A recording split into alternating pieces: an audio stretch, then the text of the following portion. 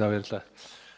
За энэ бол их чухал хууль гэж харж байгаа. Тэгээ нийгэмд бол бас нэлээд хүлээлт үүссэн ийм хууль байгаа юм.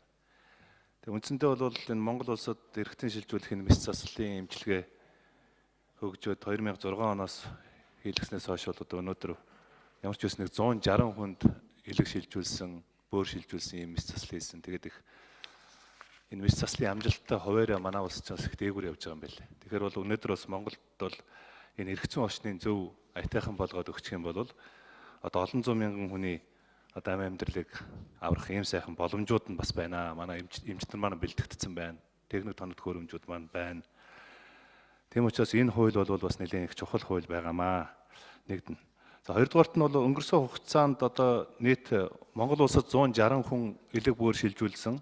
Гадаадад элэг эрхтэн шилжүүлсэн, бөөр шилжүүлсэн энэ хүмүүс ч юм бол үндсэндээ нэг 300 гаруй хүн байна гэсэн юм тооцоо судалгаа байгаад байгаа тийм ээ. Энэ чинь нийт бол бараг 60 сая доллар буюу Монгол төгрөгөөр ярихад бол 120-оос 130 тэрбум төгрөгийг өнөөдөр хэлийн чандад үрдсэн байгаа байхгүй. Тэгэхээр хэрэг бид нар цаашдаа энэ элэг шилжүүлэх, эрхтэн шилжүүлэх, бөөр шилжүүлэх энэ мэс заслуудыг Монголдо хийх юм бол өнөөдөр гадаад хийж байгаа энэ мэс заслын өртгөөс даруй одоо бараг үндсэндээ хэд болж байгаа юм чинь бараг 5 дахин 10 дахин бага хэмжээнд ингээ хийх болцоод 16-аас 25 сая төгрөгийн одоо юу гаргаад зардал гаргаад олон зуун хүмүүсийн амь амьдралыг аврах ийм сайн болцоо гарч ирж байна гэж үзэж байгаа. Хамгийн гол нь одоо иргэдийн дунд байгаа нэг болгоомжлол бол энэ донорын асуудал, тэгээ донорын зөвшөөрлийн асуудал, нөгөө хууль бус эрхтэн 8 айлцах асуудлууд одоо гарч ирэх үедээ гэсэн ийм л их болгоомжлууд байгаад идэм байл.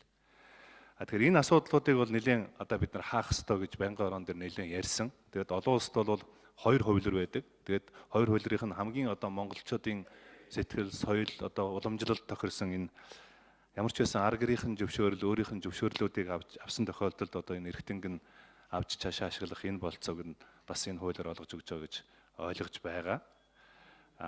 Нөгөө талаараа бол бидний одоо хамгийн том бас нэг анхаарал хандуулж байгаа зүйлс бол энэ одоо энэ хуулийг бид нар баталчих юм бол эрхтэн шилжүүлэх суулгалтыг зохицуулах юм алба бий болох юм байна. Энэ чиг үүрэгтэй алба болно. Одоо бол зөвхөн дандаа эмчнэр маань өөрсдөө энэ донорынхаа араас хөөцөлдөг нэг ийм зовлон байгаад байдаг. Тэгэхээр энэ алба байгуулагдсанаар бол одоо энэ тодорхойгүй их олон асуултуудын зохицуултуудаас тодорхой хариултаа олсон ийм чухал алхам болох юм байна. Хамгийн гол нь бидний нөгөө байнгын орон дээр нэлийн асуудал дагуулсан, нэлийн маргаан дагуулсан хэрэг зөвшөөрөл өгөөгүй бол тэр нөгөө эрхтэнг нь донор болгочих ийм тохиолдлууд гарах юм байна. Энэ бол Монголын уламжил одоо соёлд таараагүй ийм асуудал байна гэж бид нар их ярьсан. Тийм ээ. Тэгээ эцсийн хилцүүлэг дээр бол бид нар энийг дахиж харъя гэсэн. Энэ асуудал маань яг ямар хуу хувилбараар орж зөв шийдэгдэж чадсан бэ гэдгийг нэгдүгürt би тодруулахыг хүсэж байгаа. За хоёрдугаарт нь бол өнөөдөр энэ Монгол улсад нэг бараг жилд 16,181 хүн одоо гинтийн тохиолдлоор хорвоогийн мөнх усыг үзүүлж байгаа юм байлээ. Тэгээ нэг эмнэлэгт нэг 4,551, осол гэмтлэр 2,421.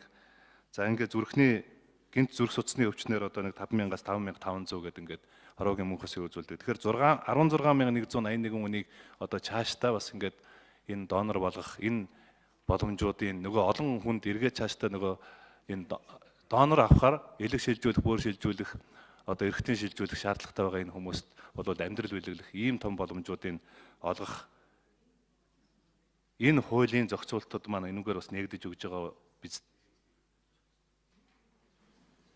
За инкам бол гэсэн үг хэлчихлээ тий санал.